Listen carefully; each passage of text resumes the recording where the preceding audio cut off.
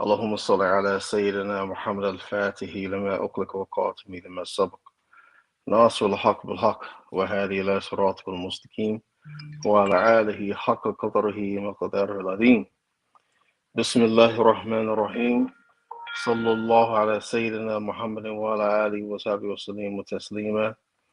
الحمد لله رب العالمين. أفضل صلاة وتام تسليما على سيدنا محمد وعلى آله وصحبه أجمعين. ورضي الله تعالى عن هذا السادات التابعين علماء العاملين وأئمة أربعين مجتهدين مقلديهم إلى يوم الدين. أما بعد. الحمد لله رب العالمين. Welcome to another the Soullutionz podcast. I'm one of your hosts, Imam Muhammad Abdullah Ameen, along with Amir Khalil Abdullahi, Imam Malik Robinson, and Ustad brother Saleh, Saleh Abdul Mujeeb. Our topic tonight, we're having just having an open discussion, relative discussion, where we're going to be discussing many things, but in a nutshell, it's going to be more like advice to the Muslims, advice to the brothers, advice to the sisters, and touching on many things to where your feedback will be important. If you're watching on YouTube, like, share, and subscribe to the channel if you have not already subscribed. Hit the notification bell. Hit the subscribe button and hit the notification bell so that when we upload any new videos or classes or lectures, that you will get the notification that we're live. And if you're on Facebook, like it, share it. Share it to your wall, share it to groups that you're in, other platforms that you're a part of, if they're allowed. Assalamu alaikum wa rahmatullahi wa barakatuh. Wa alaikum salam wa rahmatullahi wa barakatuh. So,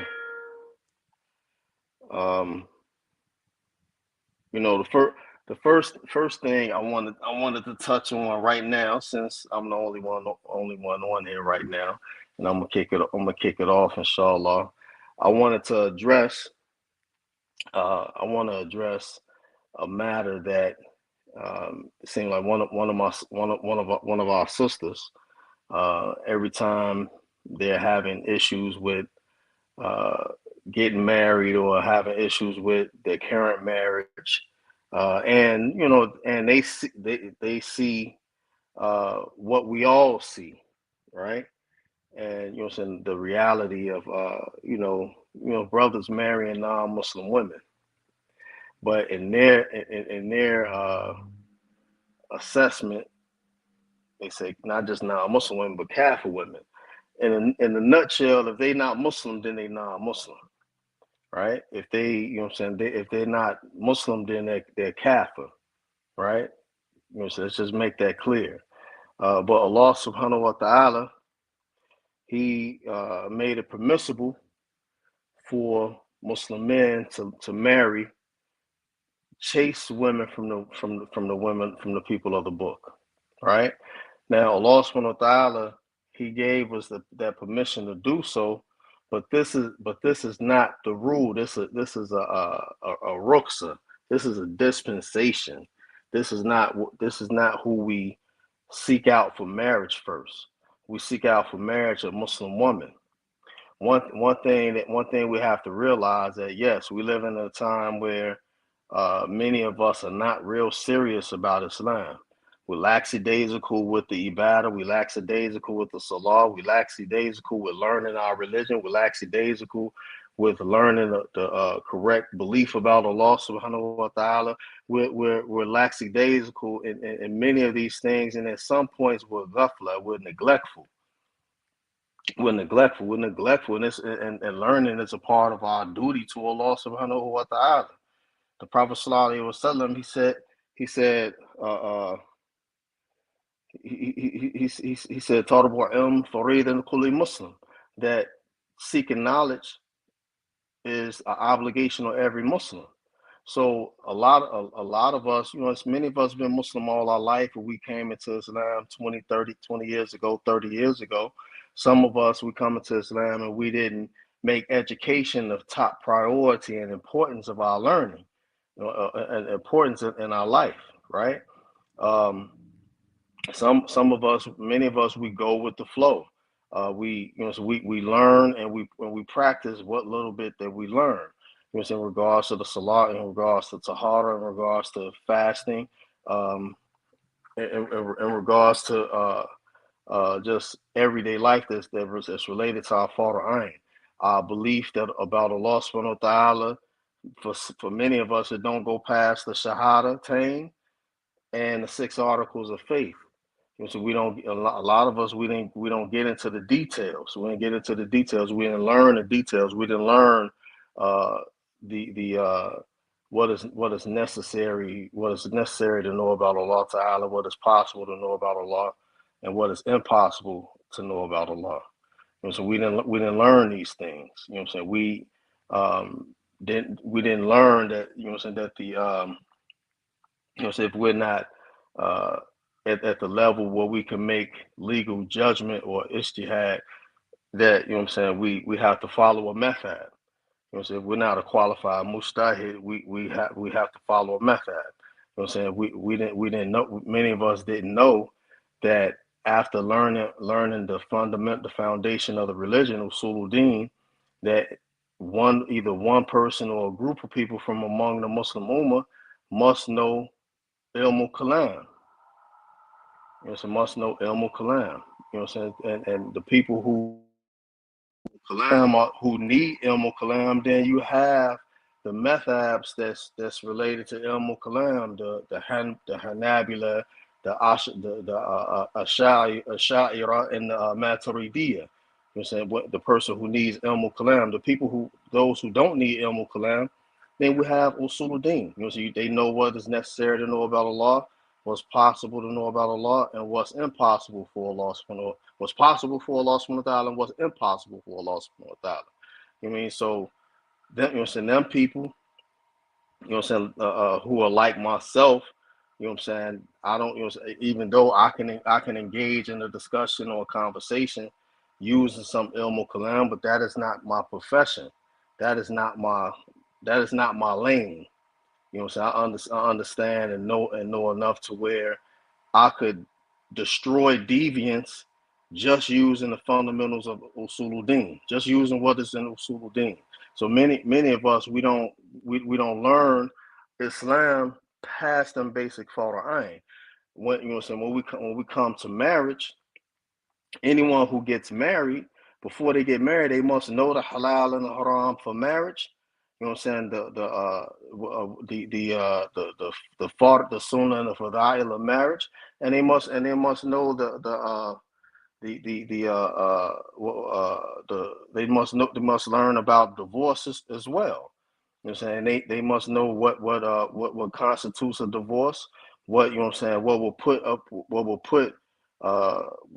will make you put you in a position where you done divorced your wife. Know the fundamentals of what is a divorce and what is a khula. So a lot of us, we don't even learn that before we even get married. So when we read the ayat of Quran where Allah Ta'ala mentions that you can marry chaste women from the people of the book, these are not the women that we chase after, that we go after first for marriage. To be real, and direct, that the majority of the women that we see that are women from the people of the book, they're not chaste women. What is meant by chaste? What is meant by chaste is that either they're virgins or they never fornicated. The only time they've ever been with a man was when they was married to him. They didn't have sex outside of marriage. When if they got divorced and they met someone, they kept themselves chaste until that man married them. And they don't commit fornication. Many of the women that we say, well, they kufar women, that don't fit that category, yeah, they're women from the people of the book.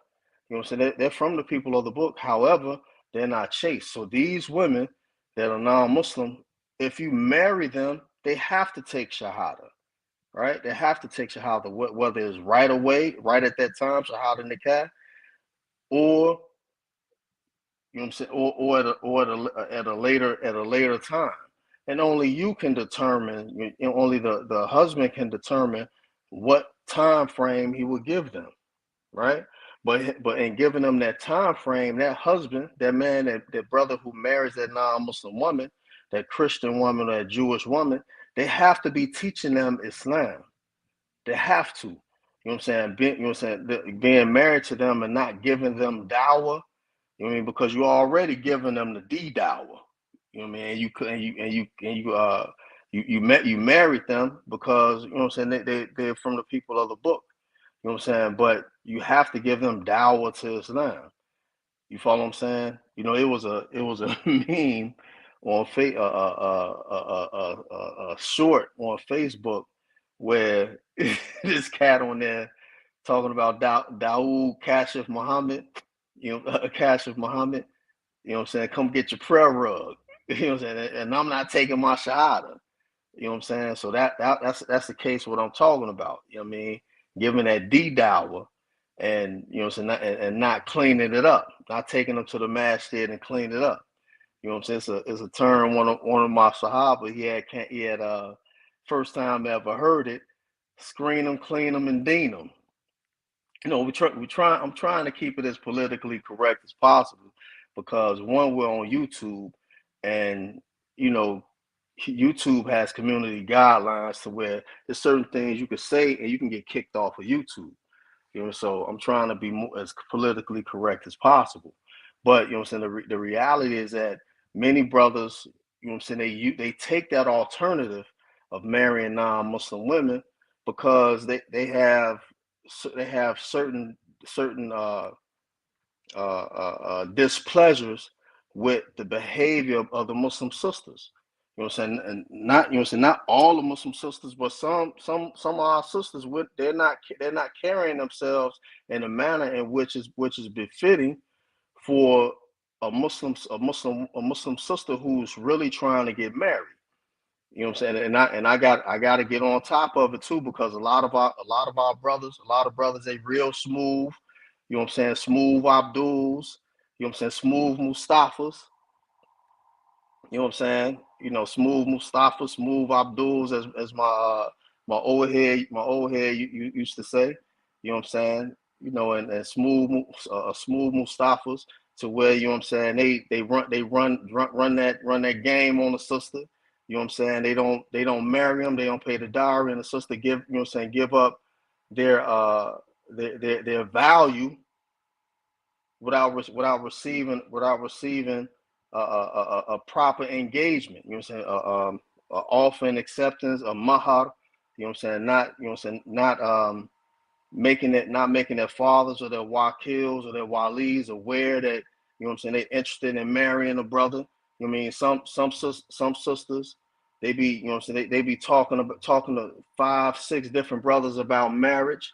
You know what I'm saying? Some of them, in some cases, they've talked about mahar, dowries, with all 5 or 6 of them different brothers that they entertaining for marriage.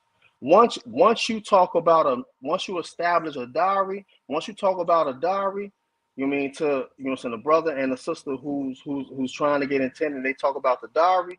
Once that's agreed upon and talked about, it is haram for any brother to seek that sister, seek a proposal of marriage to that sister, because she's at that point intended to the brother she discussed a dowry with.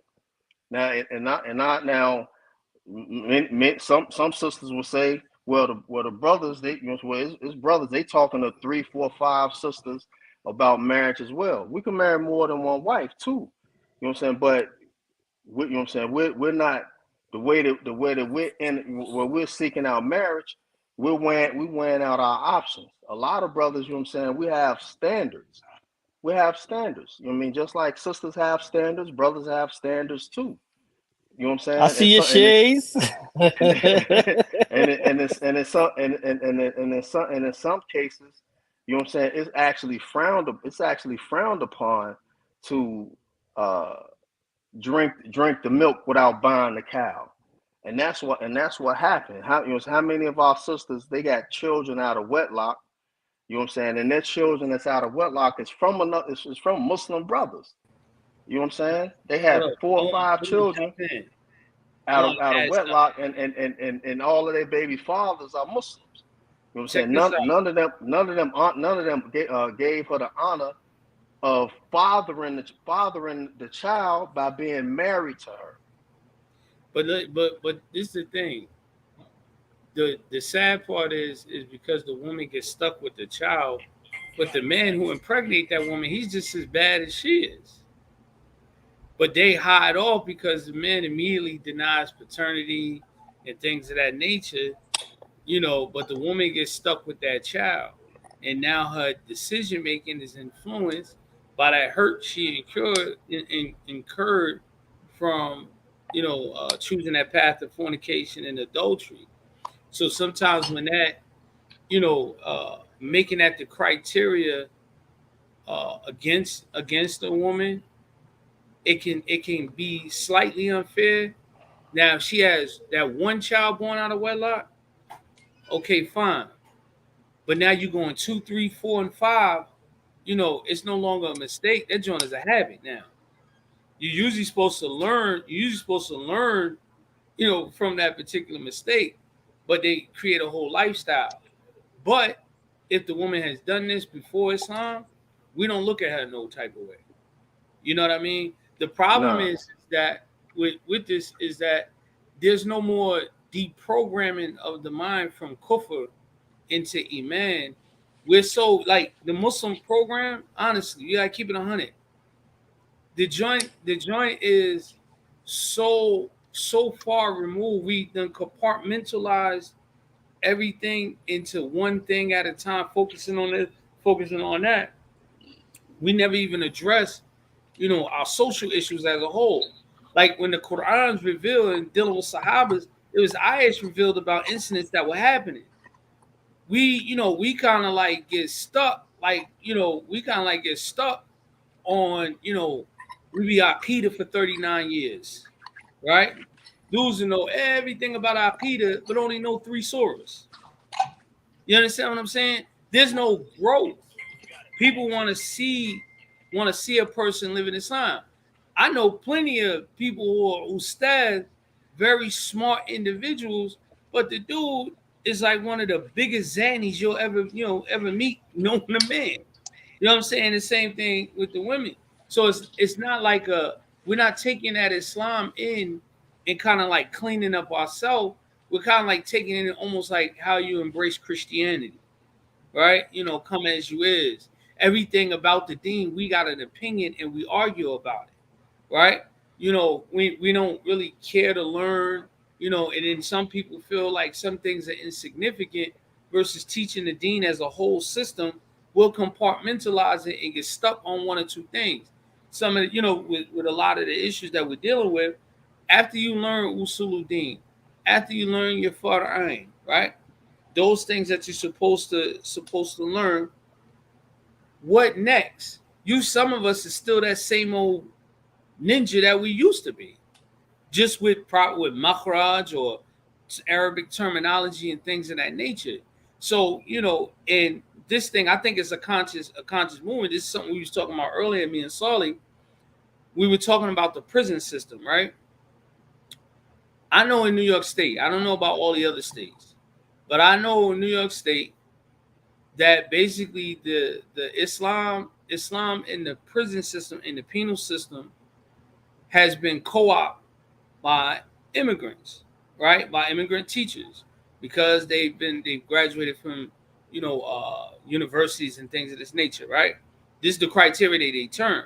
But in the past, it used to be the brother who at one time was in that in the prison was able to return back and give dawah. Now people see you before they hear you, right? I'll see you with a kufi, a beard, a thobe on before I hear your message. That's just how people are. You can be 1,000 people in there. Now, of course, I know the whole thing, and that wasn't nothing but a defense mechanism because brothers were wearing thobe and they were, carrying on the mantra, the sunnah, and a lot of that was geared towards people who always say, oh, this ain't our style of dress. And I just watched the video and we shared it, we talked about it amongst each other, where Farrakhan was sitting there telling his congregation that when he was in Saudi, they were eating out of one pot. It's supposed to be the sunnah. And they all washing their hands and they eating. And I said, pass me a spoon, please. Right. And he was very arrogant about this. Right. So if you don't see that example, people need to see a living example. A lot of our problems with the children is that, we see like a schizophrenic household, schizophrenic, lifestyle versus things being one way, taught and built upon that. Most of our Muslim children don't take time out of school during school hours during Jummah to attend the masjid for Jummah. Right? The parents don't take them out, don't care to take them out. They'll leave them in school. And so then that gives them the indication that this is more important, right? The school's more important. You go to Jummah any other time, but if you got to go to work, you got to go to school, then that's what you do, right? So we go through all these type of things, but when will we ever see a real example of Islam? Identifying and socializing, with the people that you're familiar with is important. It helps you change because there's something there where y'all can identify with, right? Can you imagine if Malcolm wasn't Malcolm and he gave dawah the way he gave dawah? I don't think it would have been effective for a lot of people if he wasn't from amongst the black community, right? Malcolm was able to give that influence. He came back on a whole nother wave, and then you started seeing, even though there were already Sunnis in existence, but you started seeing more people following that wave, right? Because when you see something that you can relate to, then what? Then you'll gravitate towards that. And if you look at the Prophet ﷺ in Mecca, he was from amongst their people, and the people were receptive to it. But the younger people were always the front line, was the first people that that will step up, those closest to him. Abu Bakr knew the character of the Prophet ﷺ. He knew he wasn't a liar. He wasn't guessing, right?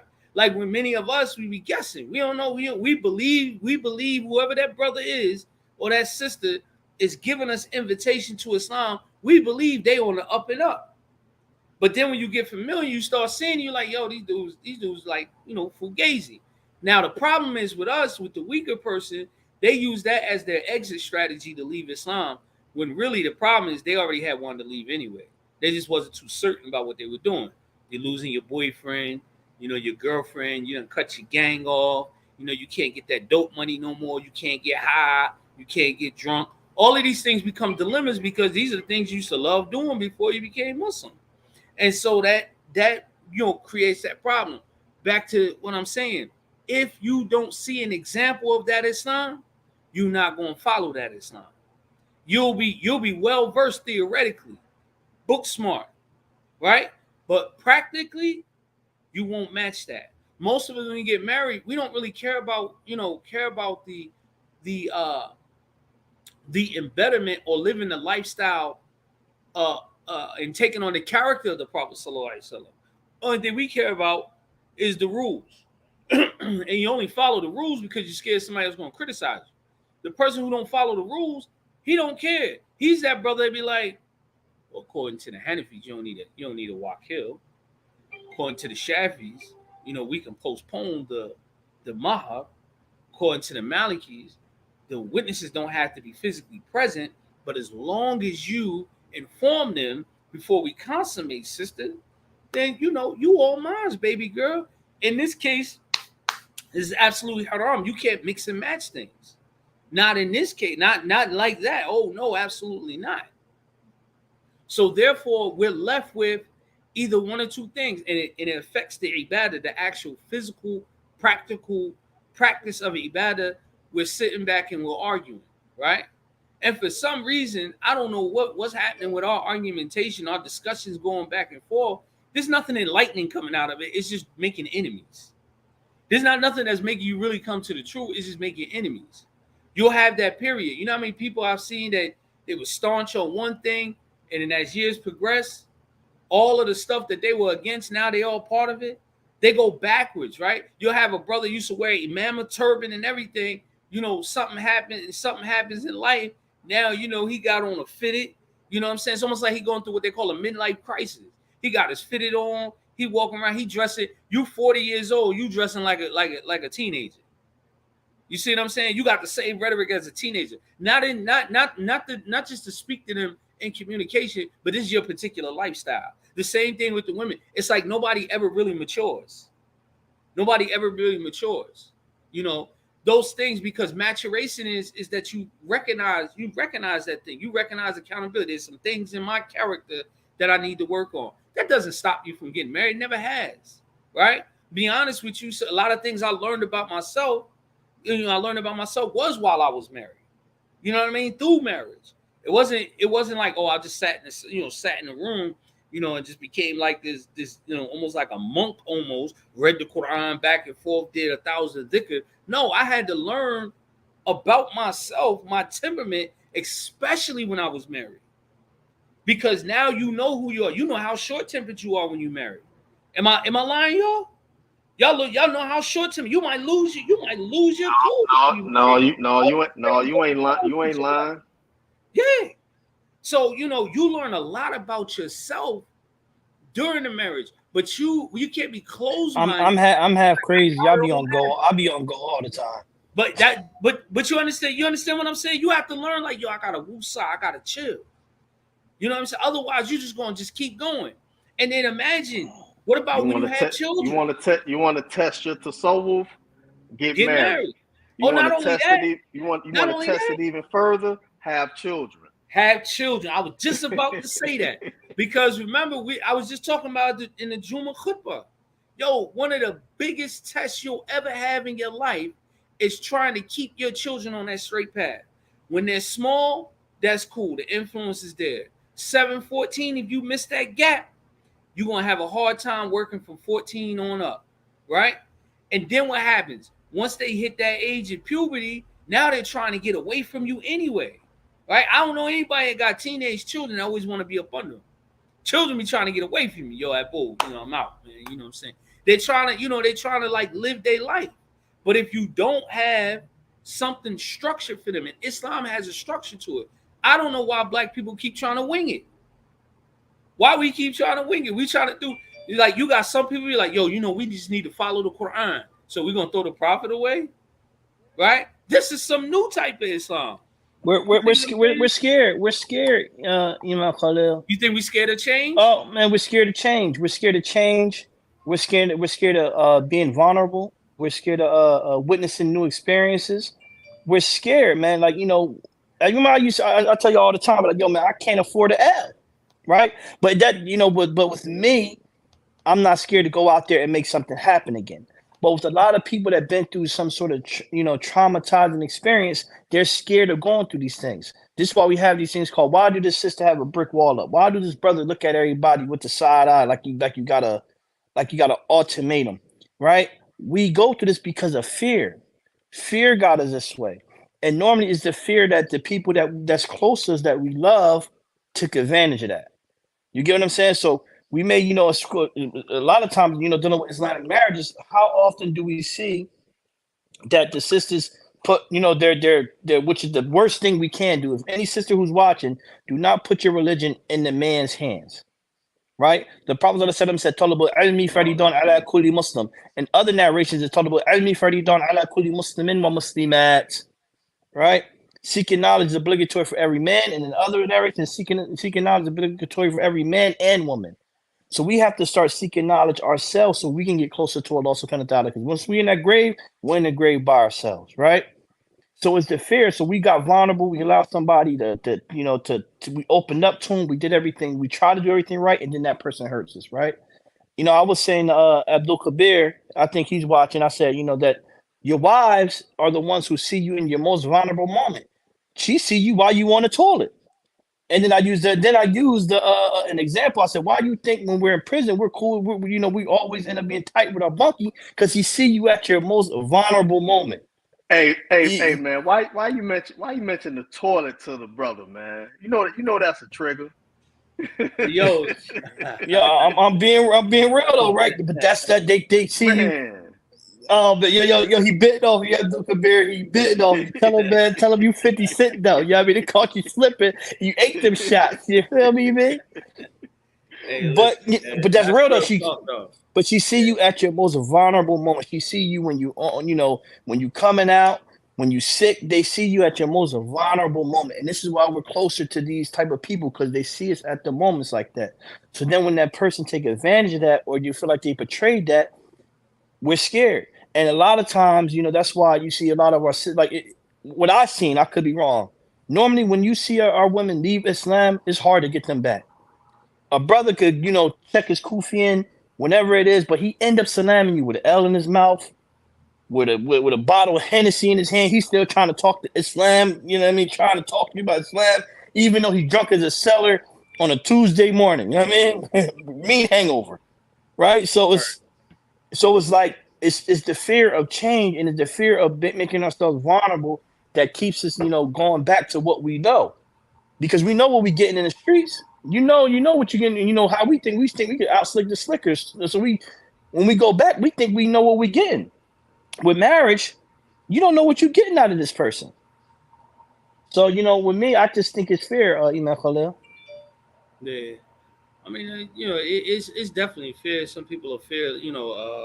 As one person put, people gonna judge you, right? And that does play a major part because you be like, yo, I'm a little fearful, come through. I'm gonna tell you a story, a personal friend, a friend of mine, a good brother, man, but for a long time, he's Muslim, he embraced Muslim, Islam, and we used to just sit back and chop it up, South Philly guy. So we sit back, chop it up. Sometimes he come to my crib, come visit me, stuff like that. I met him through vending. But we kind of like, establish like a little relationship, regular relationship. Sometimes he come through, come chop it up, talk to me about his problems, right? Sometimes he be talking to me about, situation that he got with his baby mamas. He wasn't married at the time, and I'll be like, all right, I'm hearing him, right? Now, the growth was there. He felt comfortable with me, right? Time kept going. He was talking to me about doing some things. I advised him like, yo, I don't think you should do something like that because it's going to put you in more trouble with Allah subhanahu wa ta'ala. So one day we sitting there. I was like, yo, take a ride with me, right? He like, all right, bet. I was like, I just got to run out here real quick, just slide with me out here. He's like, all right. So we in the car, we driving. I pull over, right? My intention was just to take. I faked it like I was going to one store, but I took him to the masjid, right? So now he like, yo, he said to me, he was like, yo, wallahi, I ain't never been in a masjid before. Now you will find that unbelievable living in Philadelphia, because it's like a masjid like in every other neighborhood, right? So he like, yo, I ain't never been in a masjid before. I'm like, all right, so we going in right now. He said, but I ain't right. I said, but what we gonna do is we're gonna go ahead and get right. He's like, but I ain't been making salah. I said, it's okay. We're gonna join the ranks. You follow the Imam. He's like, all right, but I was like, come on, enough excuses. You know what I'm saying? Because I was like, yo, if you was going out to bust a lick, you was going to go bust a move real quick. You be ready to make that move, right? No hesitation. You say, yeah. I said, well, let's bust this lick for Allah subhanahu wa ta'ala. The man been praying ever since. Praying, going to masjid. He had to go do a little 15-year stint. He came home. He been on the straight path ever since. And then he always talked about it. He said, yo, I don't care what anybody got to say about you. He's like, all my friends, all that they talk, ain't none of them dudes ever took me to the masjid, nor ever even try to convince me. You know what I'm saying? I used to live on another block of South Philly. I used to live on Pier Street. It used to be a little hot block, right? What happened? Young boys out there, they out there hustling, banging and slinging, right? I used to go out there, just talk. I ain't say nothing to him, just, gave him the salam. Salam. You'll be surprised at the power of the salams. And I know that the salams is powerful because at one point in time, there was an effort to make people stop salamming each other. Yo, if they don't pray such and such, don't salam them. Yo, if you see that brother and your sister, don't salam them, right? Sometimes the salam was like a reminder for you. You know what I'm saying? I can remember, in New York and in Philly, walking down block, you see brothers smoking, main man to burn his hand up trying to hide the cigarette. All you gotta do is Assalamu alaikum. Alaikum salam wa rahmatullah. He get rid of that, he get rid of the stogie. You see what I'm saying? Just that alone, that appearance, when you see that kufi, when you see that kimar, that was giving you that reminder, because you don't see it, you don't get that remembrance. You don't get that same reminder. So it has that effect. When you used to see, that's what influenced me to become Muslim. I seen all the old dope dealers. They had a retirement plan. Their retirement plan was man, woman, and child. I seen these men that used to get money and all that. And what happened? They stopped doing it. And they were coming out with their children. Children got their little sons, got their little kufis on, their little glasses. Their wives wearing their kimono, stuff like that. Daughters all wrapped up and stuff. Matter of fact, you couldn't even talk to the daughters no more because Pop Dukes wasn't playing it no more. You see what I'm saying? She can't hang out on the stoop with y'all no more. You see what I'm saying? But because this is like been pulled away from us, and now everything we do, we act like it's like our dying moment, right? It ain't over until you're dead. Allah subhanahu wa ta'ala, the Prophet ﷺ tells us in a hadith that the person will do the actions of the people of hellfire, right? So when you see them, they may be engaged in some real haram type stuff, but what was written for them, what Allah Ta'ala had written for them, will overtake them and they become the people of paradise. And then you'll see the people that does the actions of the people of paradise until what Allah Ta'ala had written for them will overtake them, and they become the people that's destined for the hellfire. So the thing is, we ain't got it all together. We know that there's always room for improvement. But our improvement, the guidance starts with you obeying Allah subhanahu wa ta'ala. Once you obey Allah subhanahu wa ta'ala, like Allah Ta'ala say, that you obey him wa rasulihi and his messenger, then you'll get that rashada, that guidance. He guides you. It's not in our hands. Sometimes we be thinking we got that, we in control of it. Like, yo, I ain't got no girlfriend no more. I'm praying, but Allah Ta'ala keeps guiding you and you get better. There's no, the end game is to die and get to Jannah, right? There's no Jannah on earth for you. And sometimes we behave as if paradise is right here, and we be on it for a little hot stint, and then we make it cool to stop practicing like you're supposed to. So we'll be saying things like, I ain't on my deen. My man, low, I ain't in Islam right now. Not knowing the severity of what you're saying. Right? And then when somebody say, you verbally say, hey, I ain't into that right now. I ain't on that Islam stuff right now. And a person like, yo, you sure you know what you're saying? And then when they refer to you, you be like, yo, this dude just committed kufr. Then you want to get in your feelings like, you don't know my heart. You just said it off your tongue. We're not looking in your heart. Right? And so then Allah Ta'ala may test you by that claim and increase you in the doubts that you're living in. Right? That the doubts that you have. We're supposed to seek knowledge to the point where it removes the doubt that we have. We're not supposed to have doubt and then go further away or increasing actions that make you even more doubtful to the point where your iman dissipates and disappear, right? So this is the thing, and it's tearing our families apart. Remember, one of the worst things that could have happened to us in our communities is that you told women not to go to the masjid no more, that they don't have to go to the masjid. Because really that place, what happened is our women are more in the marketplace, in the bars and everything else, but they don't go to the masjid to hear the message for Jummah khutbah. For some of those women, you have some of those women, and that's why we do a lot of things online. You have those online classes and, the khutbah stream recorded and things of that nature, but if there isn't really that level of consistency there, they fall further in the hole, right? Fall further away, fall further and deeper away. So, I think that's another thing of suhbah, right? Like we neglect some of the smallest sunnahs to the point where it's like it becomes like little drops of water enter into a cup. That we neglect it so much that these little drops tend to overflood the cup, right? And the reason why I say that we neglect it because we don't put value into suhbah, companionships, right? Right? Because the people you're among is going to constantly remind you of Allah subhanahu wa ta'ala. If you hear a lot of us now, we're not good friends. You know, I'm not saying our circle, but we you know, the ummah is one body. We're not good friends. We don't know how to build companionship, right? We don't. So a lot of time when you see a lot of sisters go into that dark realm, because normally it'd be them dealing with a lot of depression and all these other mental illnesses, they don't have the person they can call to hear advice, right? Have you know, y'all been married and stuff like that, right? Y'all been married, so y'all hear these things like, you know, I just call it the vent. Sometimes, you know, venting is not always the key answer, right? Sometimes you got to hear somebody be like, yo, you tripping. My venting is my venting is cryptic. I end the conversation be like, all right, shukran, y'all. Thank you for listening to my TED talk. You feel what I'm saying? I tell you, Yeah, I got so I'm venting. yeah, so that's what I'm saying. So, you know, but where's the advice that But that you're willing to you take? need that companionship. Matter of fact, what did Prophet Sallallahu tell you? A deen of Come on here, nasiha. The deen is sincerity, right?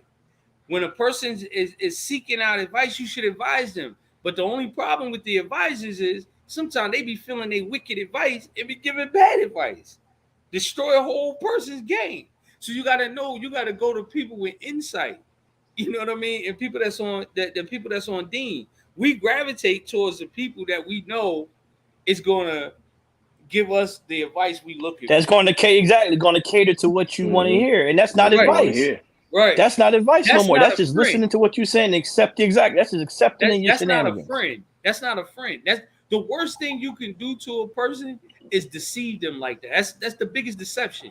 You know that there's a boulder hanging over my head, but you just keep letting me stand there, just keep talking, you know, and while you looking. Matter of fact, remember Belly?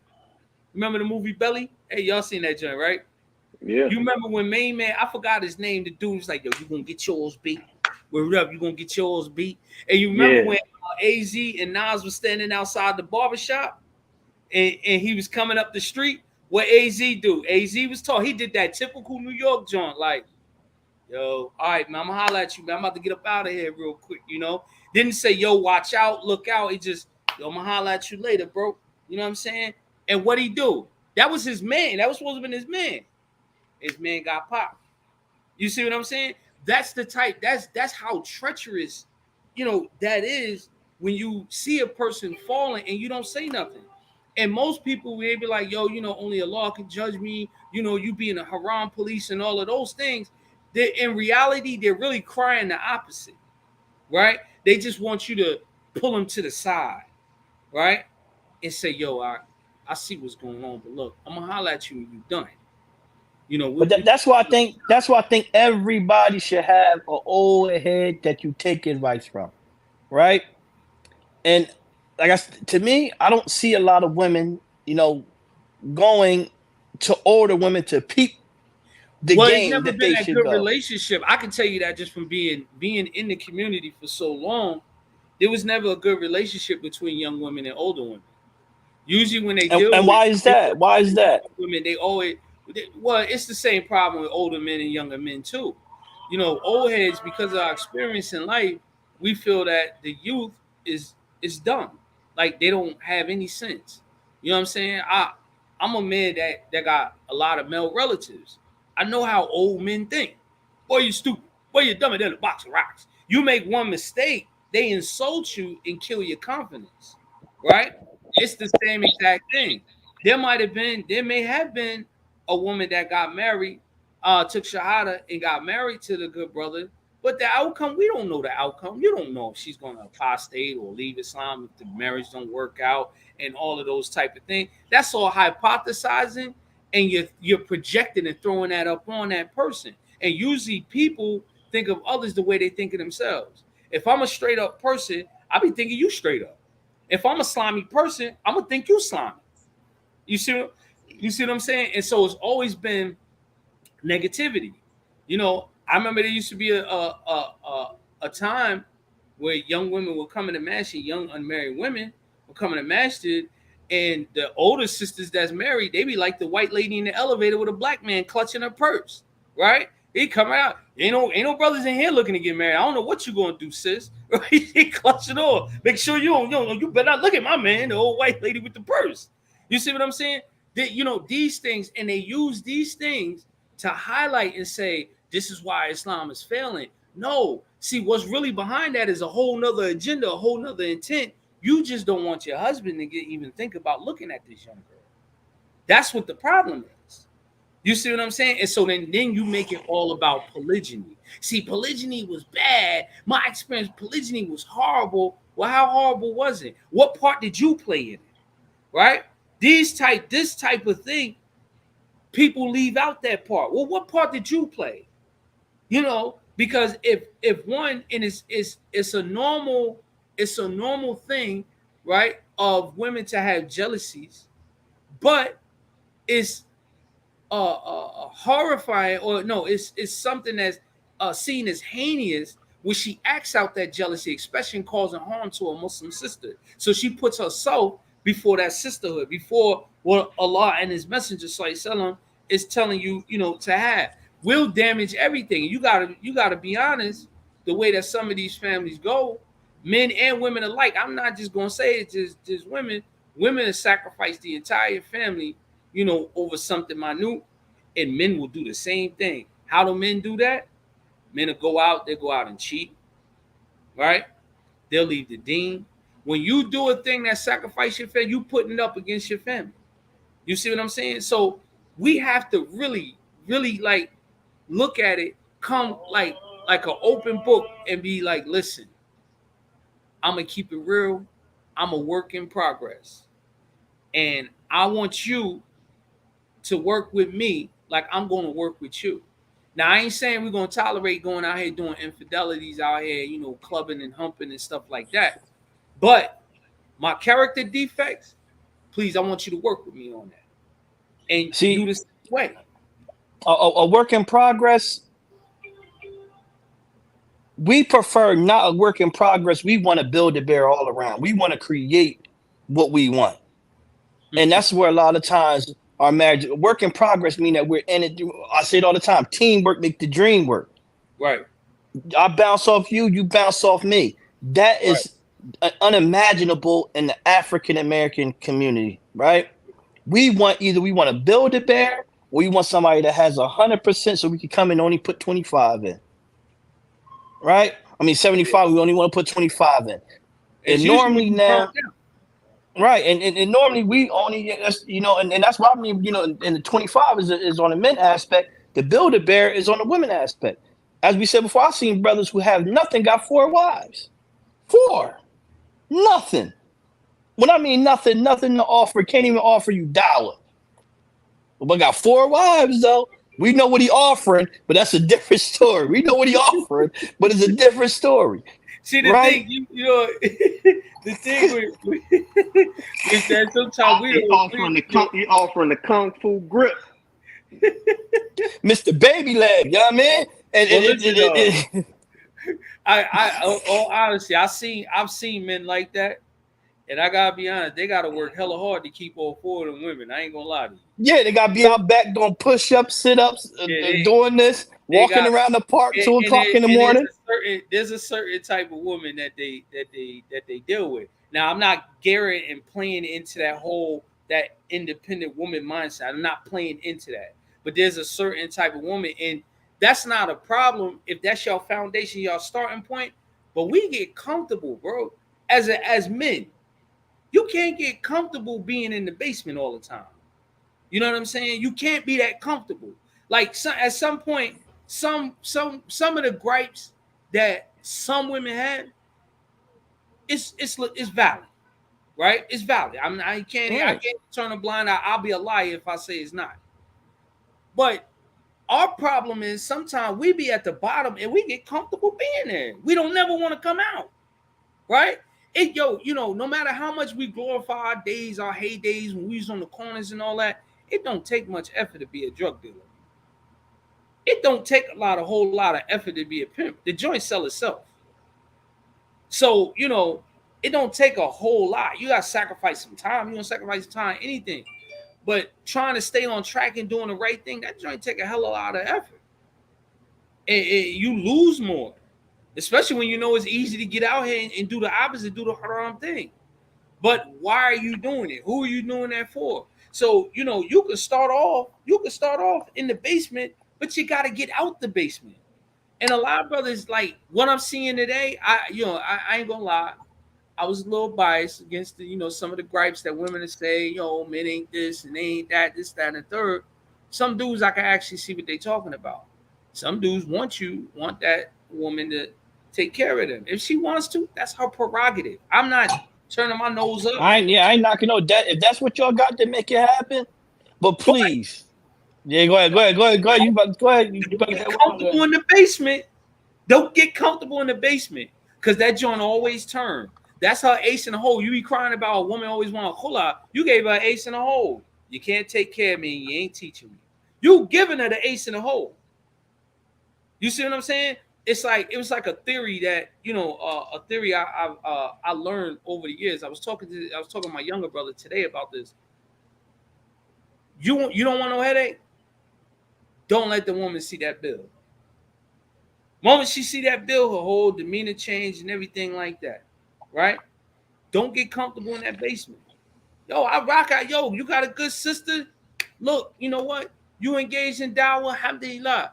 But our dawah, bro, some of them guys that be engaged in dawah ain't really bringing nothing. They out doing whatever. You know what I'm talking about. At 2:00 in the morning, live feed when you leaving one shorty to go to the next shorty type thing. And you preaching and teaching supposedly, and she's all for the movement, right? You gotta take a special kind. If you got a woman that believe in your mission and believe in you, you know what I'm saying? You can make moves. You can make wonders happen. But she don't believe in you, believe in the mission. That's why divorce is relevant. But I don't even think it's about people believing in the mission now, man. Like it just got so much, society pushes so much that we have to just no concern with anybody else. There's no such thing as, like I said, there's no such thing as teamwork. As you said, my motto is "Where's the love?" Right? My motto is "Where's the love?" Right? You caught that earlier. And so I mean, so it's like, but it's honestly, we bringing it up right now. It's no such thing as love anymore, bro. It's no such thing. It's really no such thing as that no more, man. Let me ask you this question, and also for the listeners. For a friendship, somebody like your A1 day one from the sandbox, like the type of person that if y'all stop talking, it will really bother you, right? What makes you think that relationship is that tight? Think about it. And it's a characteristic that all you got to do is think of the Sahabas. It's a characteristic. And this will tell you how tight you and your wife is, or wives, or husband. That struggle. I think it's just, I think it's more that now. I think that we're in love with the excitement that the person offers us, not what the person does, or how the person. We're in love with the excitement, right? Listen, so once any of that. Listen to my question specifically. It's a simple answer. What makes that relationship tight?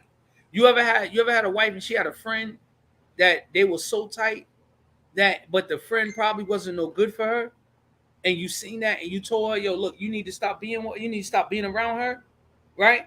And you'll lose your marriage. Lose your marriage basically to her being friends with that woman. She'd be like, yo, I love you and everything, but yo, you don't know, she's my day one. We struggled together. We don't have a struggle. We don't look at our struggle. Sometimes tonight, I don't know what it is tonight, but I'm siding with my sisters tonight, right? Sometimes we don't recognize that struggle that they have because some men, I'm not saying all men, and I don't apologize for no other men. So if y'all think that's happening, that's out the window. Some men will watch the woman struggle and he won't do anything to assist. Does that show you? Does that loyalty reciprocated to your family? Because when you love a woman, bro, you'll grab the sun out of the sky. But that's what it goes back to what I was, and that's what I'm saying. But that's what the love is like. But that's when it goes back to what I was saying, right? But it goes back to what I was saying is that we're not picking these type of people that will do that. I remember somebody told me before, Wallahi Azim, oh, you're a manly man. What is a manly man, bro? Wallahi Azim, a person said, I'm scared because you are a manly man. Mm-hmm. Well, what is that? No, I'll get where you come, but just peep what I'm saying, right? You're a manly man. So now, struggle, sometimes, pride gets in the way of struggle. That even if we're struggling, right, we don't know how to sit down and come up with a game plan together. When we're struggling, our pride to get in the way. No, I'm good. I got this. And then use that as a tool to utilize against the person, whether it be the man or the husband, right? We as people now, we play more victim than superhero. We play more victim than superhero. What was that? What that say, Imam Khalil? Trauma bonding. What we talking about ain't trauma bonding. No. That's trauma bonding is something a little totally different.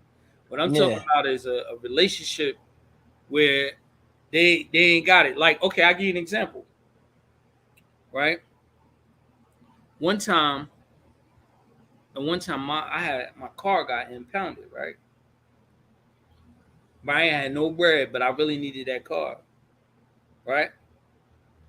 My wife, and it was like, I didn't even have all the money to get to the joint. The joint was probably like $2,000. I probably only had $5. My wife gave me the other $15. No rap. No rap. Just, here you go. And me, it take a lot for me to come right out and like, I really need that money. You understand what I'm saying? I ain't got no problem asking for $10, $20. You know what I'm saying? But $1,500, I was like, damn, I don't know how I'm gonna get this money up. And I almost chalked it up because I just bought the car, truthfully, right? I almost chalked the joint up. She slid me the bread. You know the kind of relief that takes off your shoulders? You understand what I'm saying?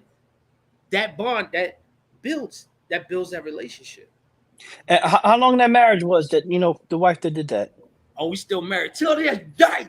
Okay, so it goes back to so go back to this. It goes back to this.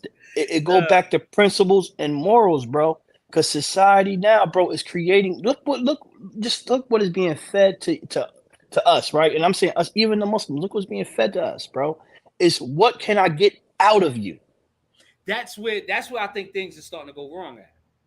What can I get out of you? Cutthroat. Right, it's something called a backdoor culture now. Yeah. Bro, how often do we hear about backdoor now? Oh, they backdoor. We use that like it's a normal everyday saying. Oh, he got backdoored. Oh, they backdooring. That's not common. But you know. Nah, you know what else? It's not common. You know what else was common before? No, bro. No. We had grind. You had grind, but you knew grind. You knew the grind. You knew what was heading for. You knew the grind, but that's the game. You knew you was getting backdoor. Means I'm your base boom coon. I am your man. Oh, you gonna give me 2,000? I'll line them up right now. Your man's, your brother. It was used to get. You might get grind, but now it's the culture where it's your best friend. But you can't never despair because the Prophet ﷺ showed us how to deal with that stuff in the Sirah. You had Bani Qurayza, the Jews.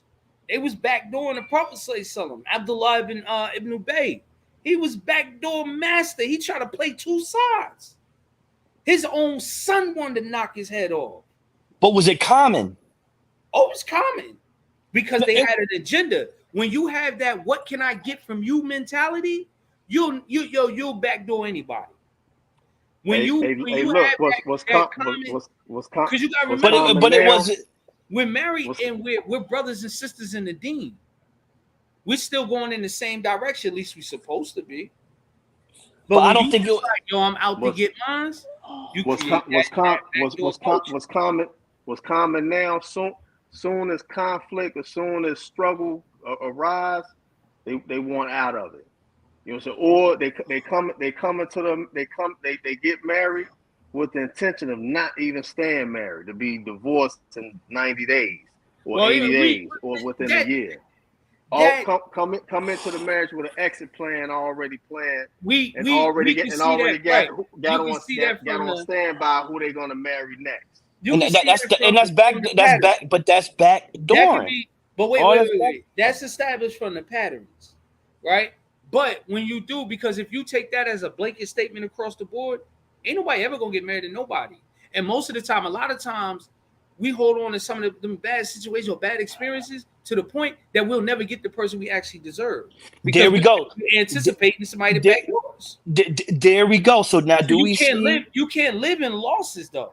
Allah There, Ta'ala tell you in the Quran you're gonna take losses, there, right? there we go. There we go, Imam You Khalil. can't live in a pool of losses. You gotta move forward. There we go. And you heard what I said But in the when you beginning. know I said that, you I'm do scared. that. And you heard what I said. I said in the beginning. I said I'm scared of taking the L's, but I'm the type of person that's going to You keep still trucking, gotta right? forward. You And still I said gotta you move still forward. got to keep trucking. But the Yeah. problem is now, and why you think we're not getting married no more, bro? We're Well, putting high expectations. We're putting high, as we said. What last week I said that we're making it hard to get into marriage, but easy to get out of it because we're scared. It all goes back to fear. It all it's goes back to fear. I think. like computers, man. When you get a bad virus, you go in safe mode. You go back to your beginning, your foundational mode. That's how many of us function. You know, we just go right into safe mode. It's a comfort. It's a safety net. What's a basic definition of backdooring? Like basically like being treacherous. Um, treachery. Basic treachery. A person trusts you. Be like, oh, like I know that. Perfect example, Musa alayhi salam, right? Remember when, you remember when when Musa alayhi salam punched the officer and killed him, and the man that he was helping, a man from amongst his tribe from Bani Israel, he punched the dude, helped him, right? Then Musa was basically a fugitive, and the same person that he helped was the same person that was trying to turn him in. That's like kind of like a simple example of backdooring somebody, right? I mean, there's other ways, but basically, you're just treacherous. Go ahead. I'm sorry. I was just answering that question. No, but like I said, it all goes back. It all goes back to fear, Imam Khalil. We're fearful of something, man, and it's fear, and we're holding on to something. Whether we're holding on to the fear or we're holding on to something, right? Like if we ask anybody right now, right, and a lot of these people that's outside of marriages, right? I bet you ask them the last time they was in love, they couldn't answer that question. Mm. And if they do answer, it'd be dang, it was this, and a third. So if you remember that so much, right? And you've been married 3 other times after that, that means these marriages didn't work because you still hold on to that person you was in love with. But then this when we had this conversation before, from the foundations of the Sunnah, right? Where you had Abu Dhar, Umudar. Umudar was still in love with Abu Dhar, but she moved forward with another man that was basically almost equal to him, but he just ain't have what Abu Dhar had. It ain't like she tried to get divorced from him and go back, right? And also remember, this story was told to the Prophet ﷺ on behalf of his wife Aisha, radiallahu ta'ala anha. And if it was like the worst thing, then he would have said it. He wouldn't even compare himself. He said, Aisha, at the end of the hadith, my love for you is the way that Abu Dhar had for Dhar, except I won't divorce you, right? So, you know, people have that. There's some foundation in the Sunnah. Now, it's not the type that you're talking about. Now, what you're talking about, people could become blameworthy in that behavior, right? Meaning they're still in love with the man, they still texting and meeting up with him, linking up with him. As soon as everything go down, he knows all her husband's business, right? Everything that's wrong. And it may not even be a thing. What they call that now? Emotional cheating. Cheating is cheating, bro. You try to Dirt is dirt, categorize. dirt is dirt. You got brown dirt, you got Yeah, black dirt. Dirt is dirt, brother. but you have that. He's still linking up. Let's go out to lunch and those type of things. And you see it. You see it in basic television shows. What was that? All kind of movies and stuff like that. You got to go. Remember, Dead Presidents. My man Cuddy. Hey, I was just coming by making sure everything good with baby girl because I know she need, remember set it off. I'm in the bind, Nate. No matter what the situation is, there's always, that I can always go back to that. That there's nothing you can do about that as the person in that relationship The person who has that feeling, they have to know their limitation. And the problem is there's not much limitation. The Sharia, see, that stuff will be offset if it's being offset with knowledge of Islam. You're not going to violate and and go past those limits, like Allah Ta'ala say, these are the tilka hududullah. These are the limits set by Allah, so don't cross them. We go cross them all the time. Like when Allah Ta'ala, he says, La taqribu zina. Don't go near zina. He didn't say la taf'al zina. Don't do zina. He said don't even go near it. Taqrib. Well, qarriba, to become close. Don't even get close to it. Right? The proximities. And oftentimes harboring those feelings when it's just not a thing of you're admiring the things that that person done for you. Not still physically in love and still want to be with him. That's a totally different thing. Right? That's the thing that we're facing now. That a lot of times they still want to be with Jack, right? They still want to be with Jack. And we're not if we're not just saying the women, we're saying in all aspects. Me, even Khalil, we spoke about this, right? We spoke about this before, that we're in love with someone else, right? And to the point where we want to be with them. So and then you're constantly comparing them. And I think I said this to Abu Muhammad. I said that it'd be to the point if you bought your woman flowers, right? You went out and said, I'm gonna make her have a nice day, right? And you take this as a metaphor, sisters, that the brother bought you these brought this sister these blue beautiful flowers, right? And in her mind, she said, "Dang, I wish brother Abdullah brought me these flowers." That's how bad our marriages is. That what he did to show a conjecture, you didn't want him to do it in the first place. You really was wishing that somebody else came and did that for you. So how can this marriage work on each end? On each end, you get what I'm saying? And this is where we're failing at marriage, because we secretly, as Abu Muhammad said, we secretly have these objectives of something else, and we're never gonna stay satisfied or have these long-term families if we keep doing that, right? Right. We got to stop running with things, like you see, like Abu Muhammad said, when things get real, we got to stop running. If you know you want to go back, just make it work. Bear through that struggle, rather be ups, down, left, right. Bear with that person, because that's the person you love and you want. If it ain't too much craziness, shenanigans going on, just fight. Stop every time when something bad comes trying to run out. Even with us men, we start having sister fits now. Soon as sister say something, we ready, man. You ready to divorce over the smallest things. Oh, what about the man that uses uses marriage to get the attention of the woman that don't want you no more? Because that's something that's common nowadays too. That's how that's also a contribution to short marriages. To a high turnover rate, as everybody says. They use the new woman to get the attention of the old one, and the old one come back, buzzing. So you get rid of the new one. I didn't have. Somebody told me that one time. Me and a brother, we was real close companions. We was working out and stuff. We was in the gym, and it was two things he did. I snapped on him. I couldn't control it because I just felt like it went against all man principles, right? So the first joint, he was married to a sister, and her ex-husband, he was like a doctor or something like that, right? And he had probably about 10 bands of back child support or something like that. He kept talking about this joint, so I was like, she must be promising some chicken out of that joint. But here we are, two men, we working out. He like, man, you hurry up and pay this child support so I can get this new car. The joint just like, it just infuriated me. Because it's like, what?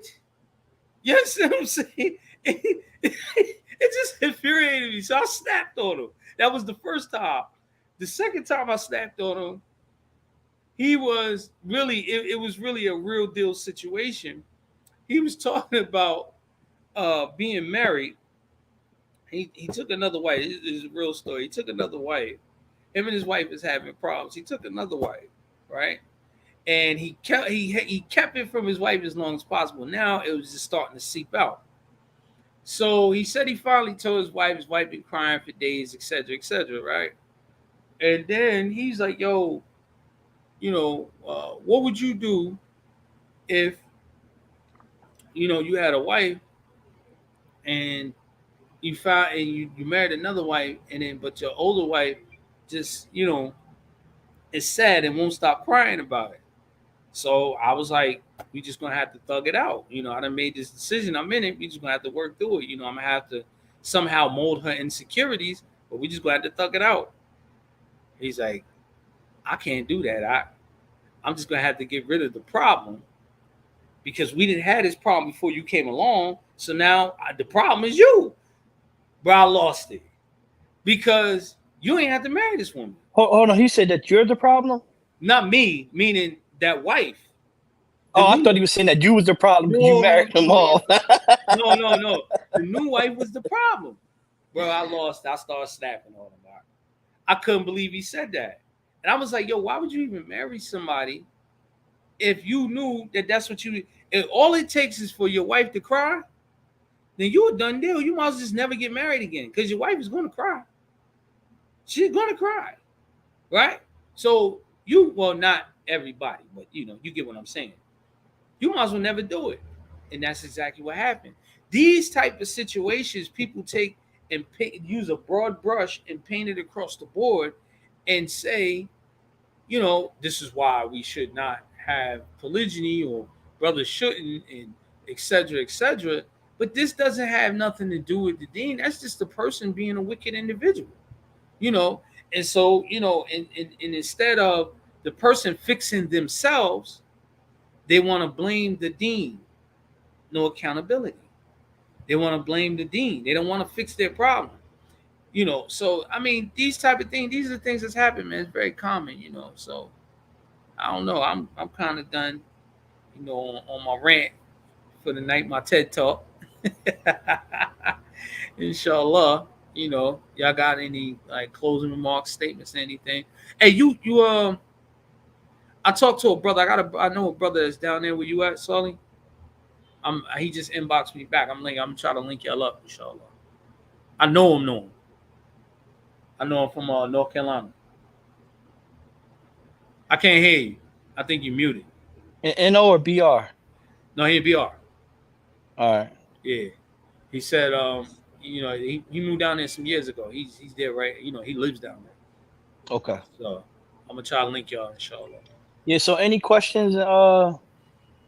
We need some questions from y'all, man. What's going on? We need some feedback. We need some feedback. We got some feedback. Y'all want some feedback? All I gotta do is show these. Somebody had commented that their ex-wife just married a non-Muslim, a Kafir dude today, or this week or something. I mean, it's one of the old. Let me see. Where's that joint? Where you see that at, brother? I got you. I'm scrolling. I'm about to put it up. Yeah, SubhanAllah, my ex-wife that's Muslim just married a Kafir man. Just married a Kafir man today. Yo, brother, can you tell us who you is? Because I want to laugh, but I want to know who you are because I want to feel intimate with you when I laugh about this situation. Nah, man, I don't even want to know who he is. How's your identity, brother? Yo, don't be hurt about that, brother. That means if she married a non-Muslim brother, for one, what they married through the state? But because they didn't have no nikah. Nah. But this is also an issue though. I mean, because that's one case. I know quite a few other cases of Muslim sisters marrying non-Muslims. You know what I'm saying? They being disobedient. They disobedient Muslims. You know what I'm saying? But one situation I know about, so every time, I think she's been married to like maybe two Muslim brothers, two different Muslim brothers.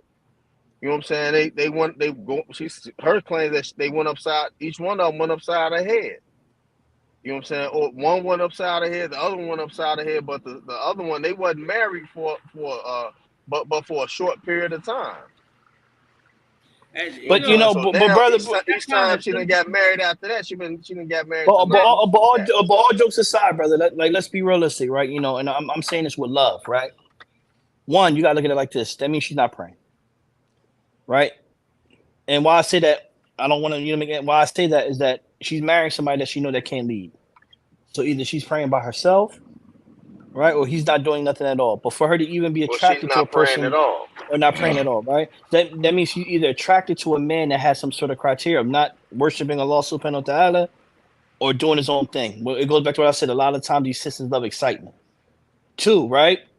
It shows her iman that she really wasn't falling on this thing. So, I said this to Imam Khalil, was it a couple days ago? When I said sometimes when we leave out of marriages, that Allah subhanahu wa ta'ala is protecting the believer. They don't know what dua you was offering, bro. He protect you, even if it ended nasty. Because even bad isn't bad for the Muslims, bro. It's not bad. So even if this marriage ended bad, it's not bad. Allah subhanahu wa ta'ala is probably showing you mercy. But now look, a sister that you was married to is in love with a non-Muslim man. In love with him to the point where she jeopardizes her religion to marry this man, not according to what she believes or supposedly she believes. So you was protected from a headache, bro. I was gonna laugh at you, right? Because I'm black and I like laughing, so we can make fun of this stuff, right? Sooner or later, she may leave Islam. If she didn't leave Islam, not laugh at him, just laughing with him. No, I'm gonna laugh at him and I'm gonna laugh with you because I'm a bit off of you. Right, because you mad about that. I would have even brought that up, bro. I would have subbed at this girl, man. She's married to someone, so I would have laughed at you because I laugh at my boys when they go through something. One of my friends fell and slipped and fall on the ground. I'm gonna laugh at you, bro. I'm like, yo, man, you just slipped. That's normal. We love you, man. We love you, my brother in Islam. We love you, bro. So don't be tight about that. Ain't nothing to worry about. Shit, X for a reason. X baby Bronx. And that's the only thing he said too. Oh yeah, he heard about that. That's the only thing he said. Hey, look, man, the comment was relevant because Muhammad was talking about Muslims and non-Muslims getting married.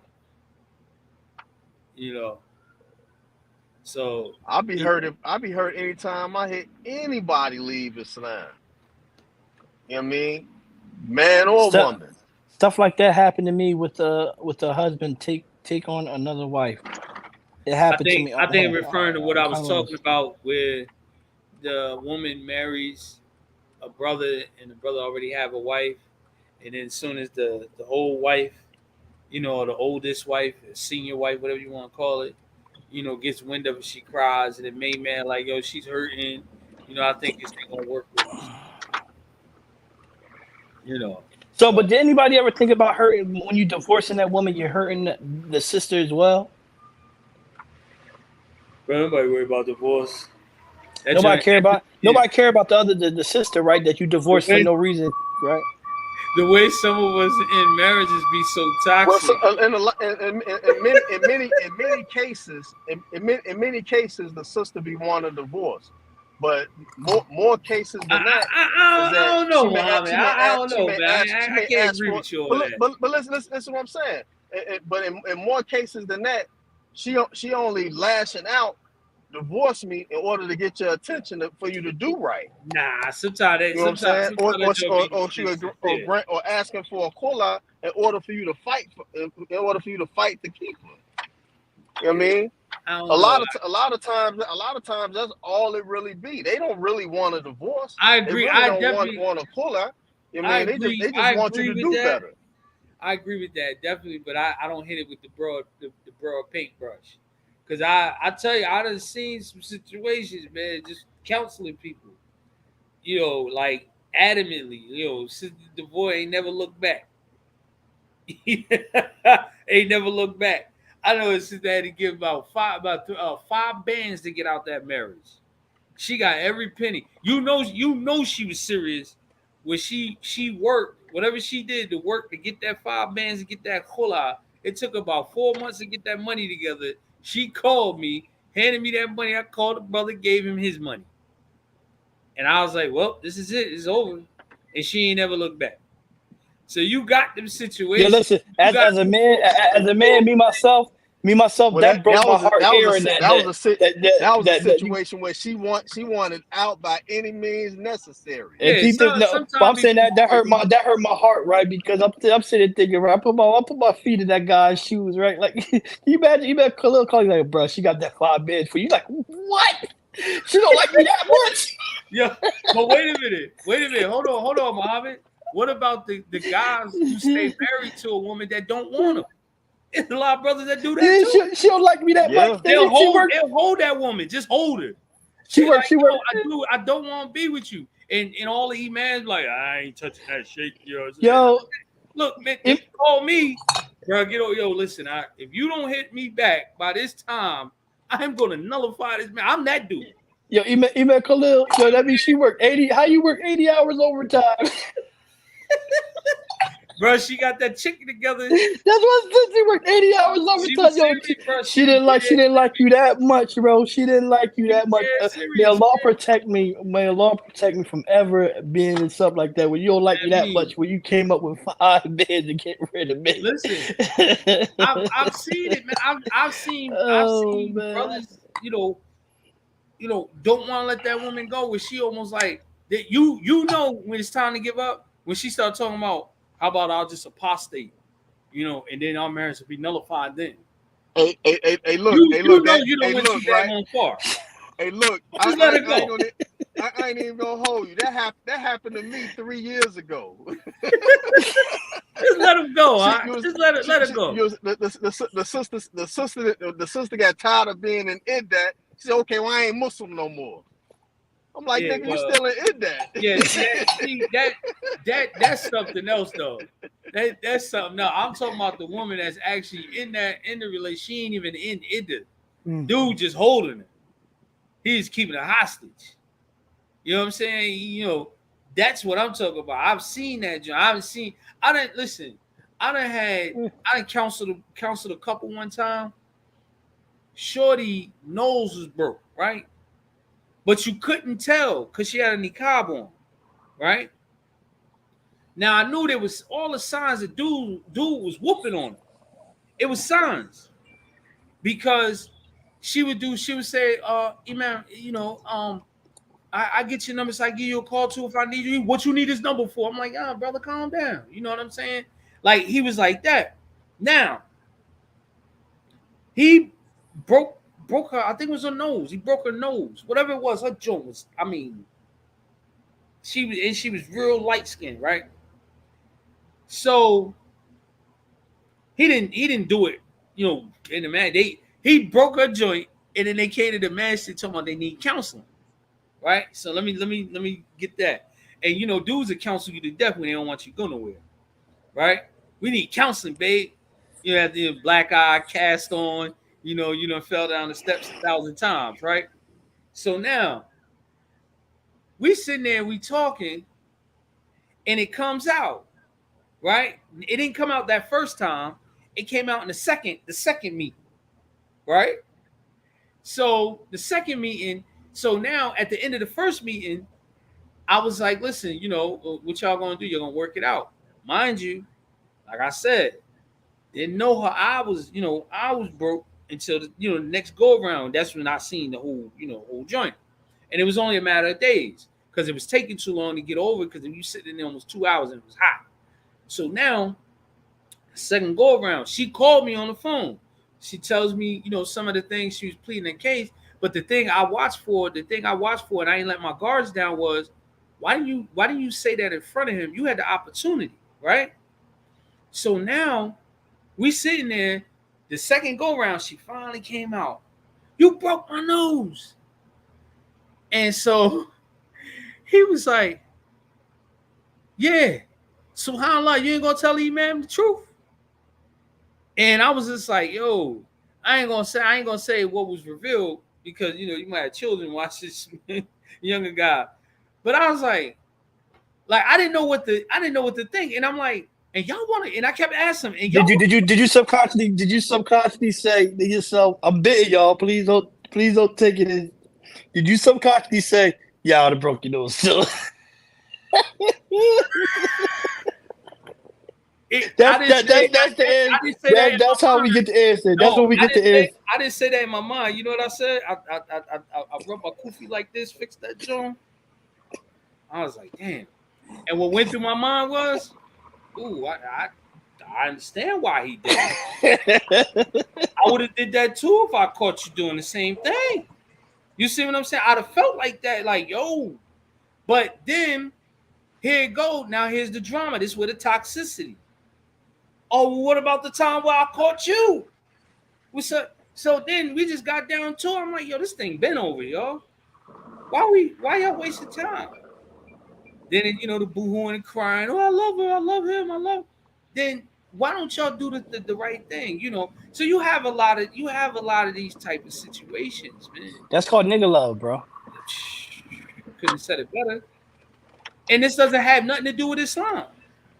But for some reason, we make that as if it's the focal point, and that's the center of the community, and it's not. A lot of times, a lot of the talks you're talking, most of the people in those situations, they don't even go to the masjid. That don't have nothing to do with the community. So, we don't want each other. We don't want people to harm each other. You know what I'm saying? And then with that same situation with that sister, we helped her. I had a sister that used to run a shelter. And I called her. I said, listen, it's going to sound like it was on the military. Like, listen, sis, I think we need immediate extraction. Is there any way you can help her get into the shelter where you at? And she was like, yeah, ma'am, you know what? I can. First she told me, hold on. She's coming back. She's like, man, I got a spot here. Blah, blah, blah. I'm like, all right, sis, where you at? And she was like, yo, he's stalking my job. He waiting for me outside the job, blah, blah, blah. So I'm like, well, look, you want me you want me slide over there with some of the brothers, if that's the case. She's like, no, because he crazy. I'm like, we all get crazy. You know what I'm saying? My job right now is just safety. So I was like, oh, no. She called me back later telling me about this. I said, listen, sister, I got a sister that's going to come, that's going to come pick you up, and she's going to take you to a shelter to help you out and, get you situated, get housed and everything like that. And so the brother, he didn't know what was going on. But my end statement was to the sister. I said, if in the event I find out that I'm going through all this, because you don't know how this can turn. This joint can turn deadly. Maybe man might want to come run gun me down or something. If in the event I put myself out here like this on the line, and you turn around and y'all get back together, you can't never come to me again. Right? Well, the sister said she ain't never go with us. She said she went, showed up. She told her no, turned it down. I seen man probably a week later, maybe the following Friday, right? And he says to me, Imam, would you happen to know why my wife doesn't want to come and finish the counseling? He said, because, he said, oh, honestly, I really feel like we was getting somewhere. You actually listened to us, we exposed ourselves, we a little shot out, but you didn't make us feel like awkward or nothing. I said, yeah, I know exactly why. He said, well, what happened? I said, well, she called me, you know what I'm saying? And she explained some situation, where she said you was coming up to her job, stalking her, threatening to beat her up and kill her and all these different things. So I offered the sister some help to get away from her. And he looked at me. I was like, hey, my sister's in danger. We got an obligation to her, and that's your sister too. You shouldn't be doing these type of things to harm her. And I told her that if this was what she really meant, if she's saying all this about you and this is happening, right? And y'all didn't deny the fact that you broke her nose. Okay, so we know something going down. And if this is the case, I told her, don't come back to me. Because you wasting my time. I said, what happened if we took her up out of there? And let's say you was one of them crazy brothers with no taqwa, right? I was just throwing that out there. And I'm like, well, you one of them brothers with no taqwa. You know what I'm saying? And say, you come in trying to harm me, and we harming each other, because if you was coming at me, I'm coming back with the same energy. And he was like, I got you, Sheikh. I said, you know how much damage that was and how bad this will look in the community? And so he understood. He said, but all honesty, he was like, I appreciate everything you've done. You was, I believe you was fair and just with us. But, inshallah, I won't bring her back here. I said, no, she can come to masjid. Just don't come to me with your marriage problems because y'all just playing with people's time. You see what I'm saying? So, you have all of this stuff. All this stuff happens. It's like our sister said, it's all in the script. Right? Sometimes it is. It's all in the script. Does that change? But this is what I don't understand. Does that mean go and throw the baby out with the bathwater? You just stop marriage altogether, go get a boyfriend, all of these things? Because all that stuff is fantasy idea. And then some people, they go and they deal with the same exact thing, right? The same exact thing that they were already dealing with from someone else. They just deal with a new person and they get tired of going through it, so they just bear with it. Or I mean, even also too, some of the sisters that be in abusive relationships, after a while they thinking, like it's better if you just go with another woman and become gay, become a lesbian, right? So I mean, that's also another topic. One day we're gonna get to talk about homosexualities and with the Muslims, because that thing exists even amongst the men, you know. So Y'all could put in ideas what y'all would like to hear us talk about and yeah, things of that nature. yeah, absolutely. It You can know, always, you can always, if y'all on our pages and the groups, you can put it right here in the chat. Give us ideas. Let us know. How we can service and help the community. So this talk is just basically something that's relevant, and really the solution to things that we mentioned is that you have to open up and be ready for change. You have to open up and be ready for change. You have to. You're not going to get it. You're not going to get around it. You're not going to get any better by remaining the same. And when you change, sometimes you have to change your way of thinking. You have to change your surrounding, right?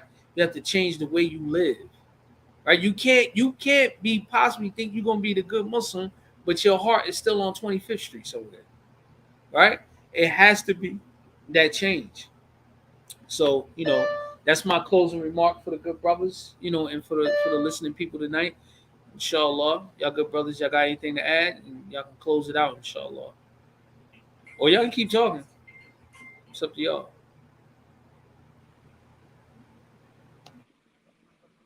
I'm good, Oh, you good? Well, we're trying to raise some money. I forgot to say this, that we have a dear brother by the name of Abu Muhammad. He wants a new iPad. He wants a 12.9-inch iPad Pro. So we gotta raise money up for that. So if y'all could give honorable charity with that, you know what I mean? I'm good on that, Shake. You know what I mean? I'm good on that, me Shake. myself, right? What I want. I can use a new Rolly though. Right, he just use a new Rolly. He want a new Rolly. He want the Series 8 or the Ultra, whatever is popping. And me myself, right? Here go a topic. Don't let that slip. Marrying all 5 children. And resource. When you say resources, what you mean by resources? Resources, inshallah. If you just clarify that just a little bit. Marrying off children is clear. Oh, I think we spoke about that, marrying our children. Spoke about it, we didn't make it the focal point though. And we didn't make it the focal point, and we didn't go into detail about, because the detail we ain't going into detail about Jamaat and together and brotherhood and all that type of stuff. You know what I mean? But that that my closing remark, and I ended with dua, is that as I say all the time, we have to internalize this deen. We have to internalize what Allah subhanahu wa ta'ala instructs us in the Quran, and what the Prophet sallallahu alaihi wasallam exemplified in his Sunnah as the explanation of what Allah subhanahu wa ta'ala has instructed us in the Quran. And we have to make concerted effort to keep maintaining brotherhood and sisterhood. A lot of our issues that we have in our marriages, after we get past the rights, we don't look at the rights that we have on each other as Muslims. And that, our goal, the goal for marriage is to be married in Jannah as well. So you marry a sister, you do everything in your power to try to stay married. You marry a brother, you do everything in your power to try to stay married to him. All of us got flaws and issues. We're human. However, Allah subhanahu wa ta'ala has guided us to this deen and we have to make better ourselves. We have to change. You know what I'm saying? We're not going to be successful unless we change. If Islam doesn't change an individual, nothing can change him. Nothing can change him. You know what I mean? So we look at our spouses as, okay, they have rights on us as rights on us as a wife, rights on us as a husband, but we also have rights on each other as Muslim brothers and sisters. And you know what I'm saying? If we keep our mind frame to that, certain behaviors that we have with each other, because we have rights on each other as Muslims, we won't have a lot of these problems that we have, because many of our marriages and relationships in general are ego driven. And if once we remove the ego from the scenario and from the situation, Shaitan, older black man who does not have any adversary, he has no adversary, right? So I mean that's them my closing remarks. You know what I'm saying? May Allah subhanahu wa ta'ala guide all of us and guide me into I mean, implementing and acting on what I'm conveying and what I'm advising in my um, closing statement. before we close out, there's a comment clarifying the statement. Other masajid that are looking to marry off their children in other cities and states. And then also, before we leave, just want to remind you all to like, share, subscribe, encourage others to subscribe. Next Friday, August 4th, I'll be giving a Jumu'ah khutbah and also the lecture that Friday evening, inshallah, after Asr. Um, Dealing with discussing Islam with an agenda, Is that right? is that in So, Newark? yeah, it's in Newark, New Yes, Jersey. and Noor. Newark, New Jersey, Masjid Beit Khalid. If you are on Facebook, Instagram, TikTok, the flyers out there, for the details, the exact address and everything. And inshallah, it'll be good to see some people pull up, so we can chop it up, maybe even break bread or something like that, inshallah. But, you got a personal invitation from me. You're And invited. then and then, and, and then Come our, to New our, Jersey, our next event after that is in October 20th and 21st in Chicago Chicago. at Masjid Dawah. This is our fourth annual program that we do at Masjid Dawah. Make sure And you pull up. what I'm saying, if you in Chicago, you know what I'm saying, come to Masjid Dawah. Even if you 50, ain't in 53 Chicago, in take a trip. 5311 Harrison Boulevard. You know, so on Take the a trip. west side where they claim that it's the best side. You know what I'm I, saying? I ain't got nothing to do with y'all, you Chicago. know, I'll claim see On you on there. claim to be on phone claim to on be the phone them on claim phone them claim to be claim on be the phone claim them. to be the best side. You know what I'm saying? I'm from the east side where it ain't no peace. I'm from the east side of Chicago where it ain't no peace. You know what I Maimuna mean? said, "No sir, no sir." On phone them, you got to show up on phone them. Chicago's a you know, beautiful so place. so Also, I'm looking me myself. I'm looking for and some editors. I want to. I was talking to the brother. I want to start a podcast, not a podcast, like a little series on YouTube. Talk of speaking on, African Americans that went from the streets to Islam. It's called From the Mud to the Rug. So I'm looking for people who know how to edit and that can make themselves also available for other things that's dealing with the dealing with this little series that I'm trying to put out, inshallah. So if you know how to edit, please contact me. I got hey, Contact me, bro, Khalil. Whatever. my nephew got you. Okay, inshallah. He all he right. uh he ain't Muslim, but that's his little how Hey, you do little money. that's cool. That's cool. All right. Subhanaka Allahumma wa bihamdika ashhadu an la ilaha illa anta astaghfiruka wa atubu ilayk. Subhana rabbika rabbil izzati amma yasifun wa salamun ala mursalin. والحمد لله رب العالمين برحمتك يا ارحم الراحمين والصلاه والسلام على رسول الكريم امين. اللهم صل على سيدنا محمد الفاتح لما اغلق وقاتل لما سبق ناصر الحق بالحق وهادي الى صراطك المستقيم وعلى اله حق قدره مقدار العظيم. Assalamu alaikum wa rahmatullahi wa barakatuh. Alaikum Like, salam share, wa rahmatullahi subscribe, wa hit barakatuh. the Inshallah. notification bell. Everyone have a good evening. MashaAllah.